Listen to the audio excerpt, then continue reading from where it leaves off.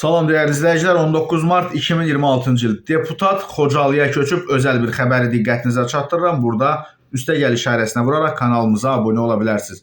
118 saylı Ağdam Xocalı seçki dairəsinin deputatı Elman Məmmədov doğma yurdundakı evinə köçüb. Bu barədə Modernaza açıqlamasında deputat özü bildirib ki, hazırda mən yoldayam, Xocalıya gedirəm. Novruz bayramının tonqalını 34 ildən sonra Xocalıda öz dədə-baba yurdumda evimin həyətində yandıracağam. Bu ilki bayramı qonum-qonşu ilə birlikdə qeyd edəcəyik. Ötən ilki Novruz bayramında evim hazır değildi.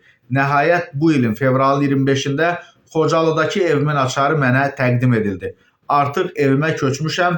Öz evimin həyətində 34 il sonra bayram keçirəcəm. Qeyd edək ki, Elman Məmmədov 1950-ci ildə Xocalı şəhərində anadan olub.